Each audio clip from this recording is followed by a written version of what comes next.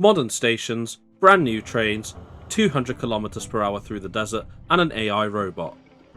All of this and more can be found on the UAE's first passenger railway running from Fujairah to the capital Abu Dhabi, with big plans and ambitions to expand countrywide. Whilst transiting in the UAE on my way home from Southeast Asia, I managed to give this brand new railway a go, and I'll be taking you on board to give you a first look, showing why it's a game changer for travel in the UAE. Now join me as the journey continues.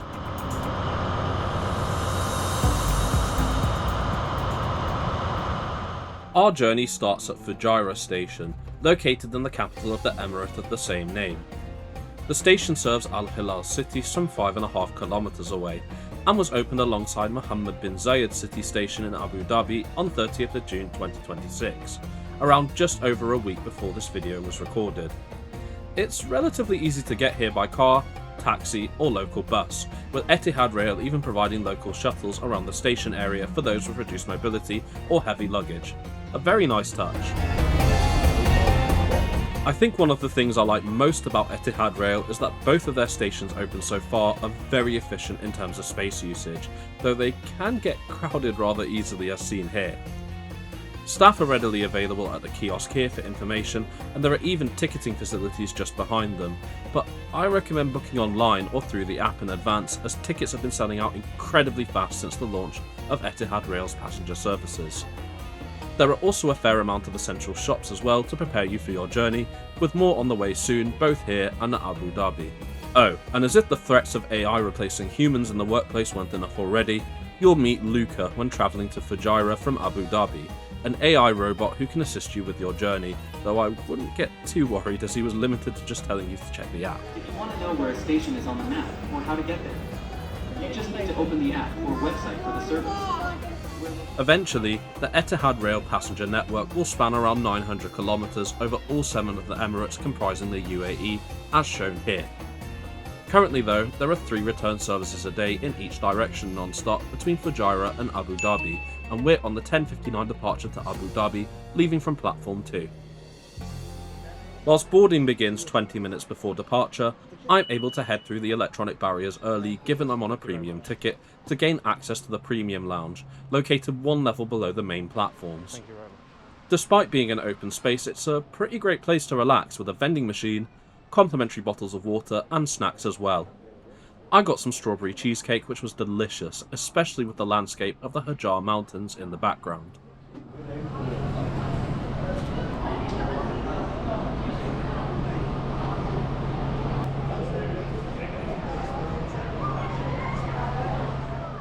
It's now 20 minutes before departure, which means it's time to board our train to Abu Dhabi. To operate the eventual full service across its network, Etihad Rail has ordered a total of 13 diesel push-pull train sets from 2 manufacturers. 9 of the trains are being built by Spanish manufacturer CAF, whilst the remaining 4 are built by Chinese manufacturer CRRC, the latter being our train today.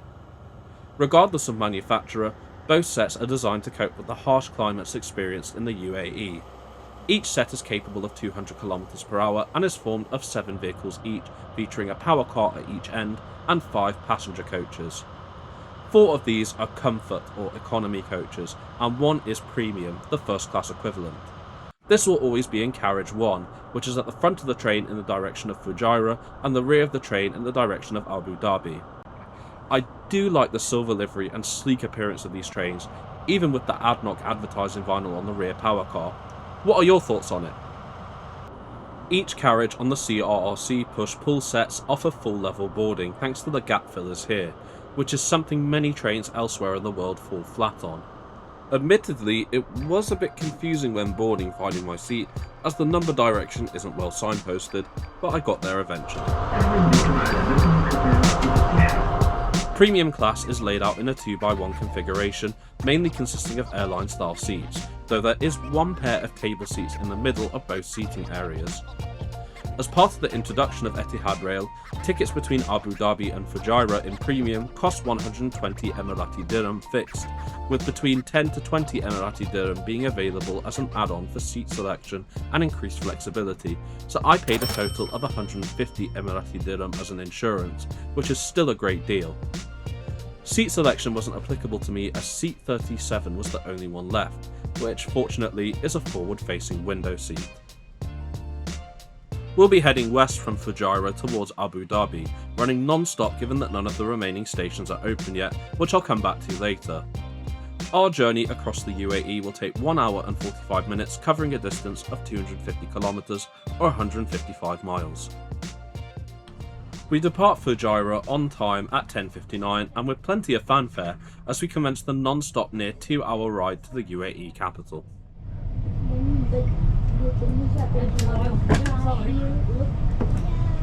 الإلكتروني وفي محطاتنا. شكرا لحسن انتباهكم. Dear guests, welcome on board Etihad Rail. This train is traveling to Abu Dhabi Mohamed bin Zayed City Station. As we leave Fujairah, we can see the city skyline on the left-hand side, and on the right-hand side, we run along and eventually through the Hajar Mountains, meaning we have to traverse a number of tunnels on this part of the route, 9 in total, with the longest being the 1.8 kilometer T1 tunnel, recognised as the longest heavy freight and rail tunnel in the UAE and the entire Middle East. Anyway, not long after leaving, the attendants come and begin the onboard service, the catering being prepared in the kitchen just past the vestibule there. All passengers are given a pair of exclusive themed chocolates featuring caramel, coffee, dates and local spices, though that did give it a rather strange aftertaste for my liking. I was also offered some Arabic coffee, which was pretty good despite being strong. This also showcased the ride quality at the top 200 km/h line speed, which, whilst good for the most part, was a bit shaky in some parts as seen here. As we continue to speed through the mountainous landscape, let's now take a look at the interior of premium class. Despite being a new train, I was very pleased with the comfort of the seats. They're well padded as expected from a first class product, and I do like the soft adjustable headrest at the top. At both sides of the seat are foldable armrests, the one on the window side containing buttons to operate the automatic recline on the seats, which is pretty generous. As I had the seat reclined most of the way, this did of course result in a smaller seat pitch than would otherwise normally be there, but the legroom is still great regardless, though not a fan of the footrest as per.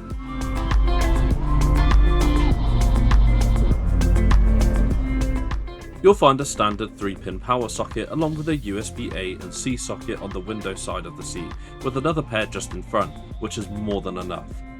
I also love the space above the window side socket for placing items like mobile phones, a very nice addition. There's a large tray table on the seat in front, which also includes grooves to place your phone if you want, though it's best to do this on the smaller tray table just above, which is perfect for catching up on your favourite YouTube videos. Just next to this as well is a retractable coat hook, with another one being just next to the window, which has a drawdown blind that's effective in blocking out the harsh sun, an essential in the UAE. I do think that a lot of things were done well with the interior here, and I'm really impressed with the high quality, considering this is the first passenger train in the country. Great job, Etihad Rail. After passing through the Hajar Mountains, the landscape then becomes more desertous as we continue towards Abu Dhabi, speeding past the many cars and freight traffic on the nearby highway. Speaking of which, the tracks we're on now and will eventually be used on Etihad Rail's expanded passenger operations have actually been used by Etihad Rail's freight operations for a good number of years now. Initial operations began in 2016 for Stage 1 between Shah and Habshan to Ruwais, transferring granulated sulfur, with the full network opening in February 2023, transferring numerous freight goods across the UAE, with us passing one of said freight trains now. Sadly though, the line is yet to be electrified, hence the use of diesel trains. I don't believe it's planned at the moment, but hopefully full electrification will be on the cards in the not too distant future. Free Wi-Fi is also available on the train, though note you have to register for it and it only worked with a UAE number, so I'd take a pass on it for next time. Almost an hour into the journey, the train crew now begins to come around with the lunch offer, though this is fairly modest. I was kindly able to get a shot of the menu as seen here, showing the breakfast and all-day options. I ended up going for a can of Coca-Cola and a turkey ham and cheese sandwich, which was okay, but nothing that special in all honesty. It's still appreciated though for a ride of under 2 hours. Continuing to move with care through the extreme 41-degree heat, our train passes through the outskirts of Dubai and bypasses the curve which will serve the future Etihad Rail Station, located in Dubai's Jumeirah Gulf Estates area, allowing for connections with the Dubai Metro Red Line. The flyover above the tunnel in the background was built specifically to accommodate Etihad Rail so as not to disrupt the flow of traffic between Dubai Investment Park and Al Yalais Road, allowing for both road and rail traffic to run seamlessly in tandem. But hold on, why are we passing Dubai instead of stopping there, considering it's expected to be a major stop on Etihad Rail's network? Well, at the time of filming, only the Abu Dhabi to Fujairah route was operational, and as such the current service from 30th of June 2026 bypasses the remaining future planned stations on the route at the moment. From 30th of September, the introductory phase ends and the network officially launches, with stops at Dubai and Al Dayed on the existing route opening. On 30th of December, further stations open in the Al Dhafra region of Abu Dhabi, including Al Silla next to the Saudi border, Al Dana, Al Mirfa, Madinat Zayed, and the Liwa area, with the initial passenger rollout being completed by 30th of March 2027 with the launch of Sharjah's University City Station. This will give the UAE a total of 11 stations across a 900km network by the first quarter of 2027, which I'm really excited for. Back to the train itself, let's take a look at Comfort Class, which to be honest for a second class offer is actually what it says in the tin. This is laid out in a 2x2 configuration, again with most of the airline seats, though Car 2 has more table seats for groups and families. This is also distinguished from Premium by the use of black coloured seats instead of light grey. I travelled in Comfort from Abu Dhabi to Fujairah outbound as Premium was sold out, and to be honest it's not a bad way to go. You get the similar food offerings as in Premium, including the chocolates and in my case a fixed breakfast, and the features in general are very similar, minus the slightly less comfortable and narrower seat. For 55 Emirati dirham as an introductory offer, it's certainly fantastic value.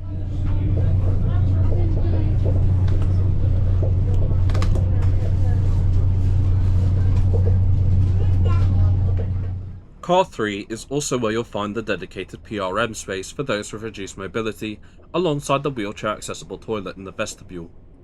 The trains are cleaned both overnight and upon arrival at their respective destinations, and as such are immaculately clean, and there were no functionality issues fortunately, as is common on new build trains nowadays.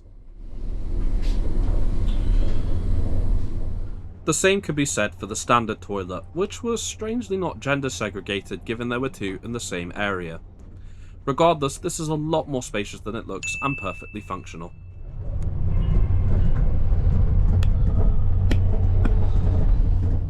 At the end of the front and rearmost carriages are the doors leading to the power cars, which are of course locked out of use for safety reasons. Luggage storage is available by means of the overhead racks for smaller items, as well as the larger racks which are located just next to the vestibules.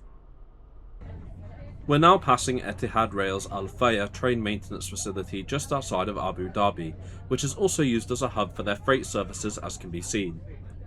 Most of the sets on display are the CAF push-pull sets, which I'm actually yet to see in passenger service, with the special liveried CRRC set adorned in the UAE flag sadly on standby, which is a shame as I was hoping to ride that one today.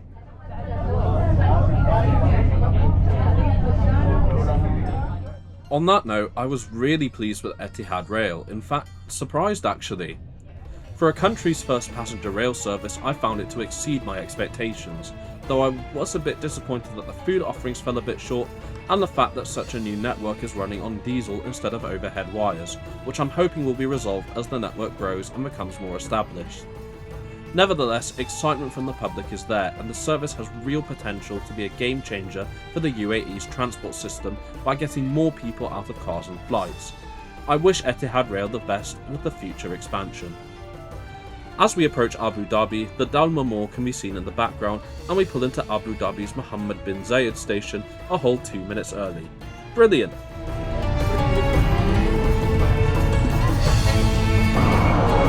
Thank you so much. Now you've heard from me, I want to hear from you. What did you think of Etihad Rail? Are you excited for their future expansion of passenger services across the UAE, and has this video inspired you to give them a go? Let me know in the comments. I hope you've enjoyed this video. Please like, hype and share it if you did to aid the channel's growth, and don't forget to subscribe to the channel and turn on notifications for more content such as this weekly. As we're once again greeted by Etihad Rail's #1 employee, I'm now off to the city by taxi to enjoy the rest of my day in Abu Dhabi ahead of continuing my journey home to the UK later. Thanks so much for coming with me on this trip, and I look forward to bringing you with me on my next one.